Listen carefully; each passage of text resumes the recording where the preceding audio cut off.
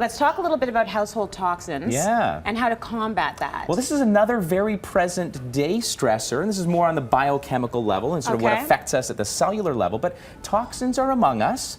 And you know, versus running out to the health food store and buying the latest sort of faddish detox, how about we minimize on the toxins that are in our household? Because that's where it really starts.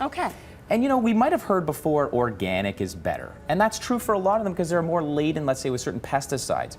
But let me ask you this, do you wash your non-organic fruits and vegetables? Well, I wash all of them. All of them. So that's the right answer. So it's organic and non-organic are just as important.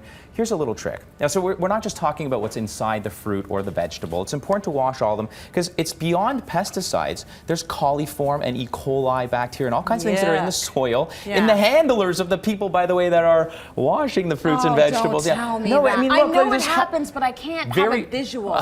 I'll never eat an apple again. What?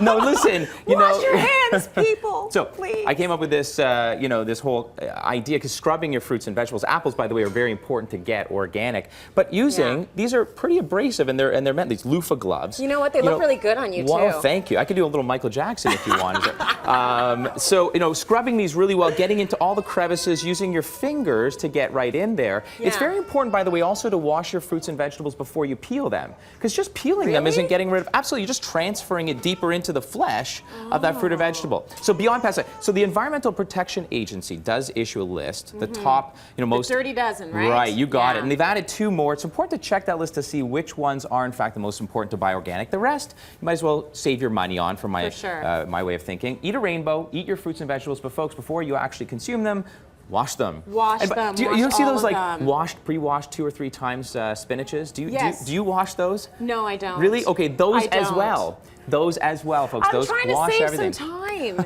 Is there no time being saved by buying the pre-wash? Just listen, a quick rinse. I know you don't want to bruise the spinach, and you sort of, and you don't want to overwet it. The spinners. Wash it and put it in the spinner. $2 Yeah. at the, you know, the dollar store. Okay. Wash them. Wash them. All right. VOCs, perks. These are, you know, volatile organic compounds that are all over the place. You know, if a product says use in a ventilated area, please use it in a ventilated area. These are the kinds of things that can actually contribute to cancer. Most of us only suffer headaches. You know, you painted your house and you haven't gone low VOC paint. You know the feeling for the next couple of days. It's not entirely harmless. For most of us, it's a headache or stuffy nose, and maybe you feel kind of run down. Your liver's processing this stuff. So make sure you're really well ventilated and avoid these products. A lot of household cleaners are some natural ones, very low VOC. But remember, we've talked about this before on the show. Baking powder and vinegar, the most natural, non-VOC, non-perk or non-ingredient containing natural cleaner, very bright. So even pens, and you know, pens that that are non-natural that kids are using, just drawing a picture is exposing them to a high percentage of these. And that's you know very interesting. Okay, says the guy with no weave. Don't use hairspray. No, seriously? No. Listen, not to say you can't do this or you can't use these products. If you're going to use them, make sure there's a well-ventilated area. Very ventilated. If you don't have a fume hood or some kind of special device or contraption, open a window and put a fan going the opposite way out the window. That provides a really good exhaust for that room. Okay. And don't overexpose yourself. Not asking you to hold your breath till you're blue in the face either.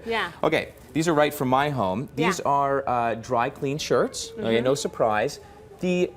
Probably the highest contaminated perk, okay, PERC, perchloroethylene you'd ever find around the house.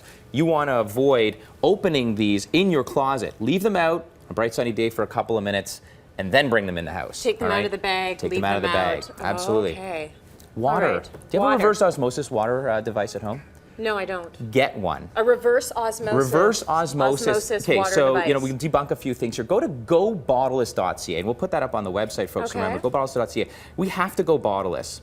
Aside from the environmental impact, and maybe we'll get there, it is so important to take out what is in our waterways. The city does a great job. Yes, it That's does. safe. It's safe. That's a very different thing than pure. There's a huge difference. So pure means nothing much left. Safe means no lead or lead's contained or coliform bacteria or maybe chlorine and lead. But when we want pure, we want to drink nothing more. It's so important to detoxify our bodies. So how would a system like that work? Well, these are the contraptions. So it's 4 different stages of everything from membrane so small that nothing's going to pass except H2O to 0.0001 microns. That goes through another filtration and then through charcoal and then through in some cases UV, depending on where you are from cottage country, and then out into you. It's very, very important. This is from David Suzuki's Go Bottleless, or David Suzuki's book rather, Message in a Bottle. Yeah, is this folks, what we're drinking in well, our water? No, it's not what you're drinking, but folks, environmentally, this is what it takes in terms of oil and then plastic to make one bottle of water.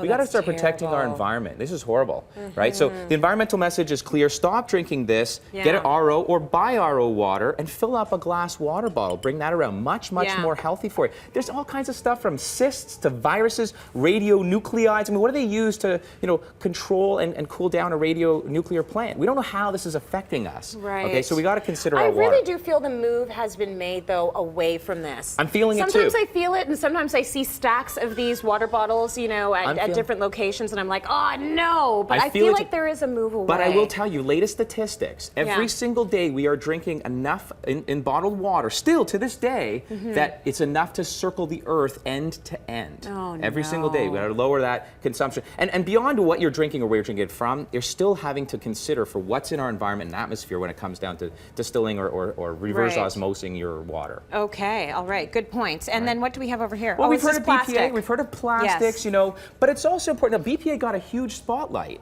and we're avoiding that now unless they're coming through from imports, but it's also PVC.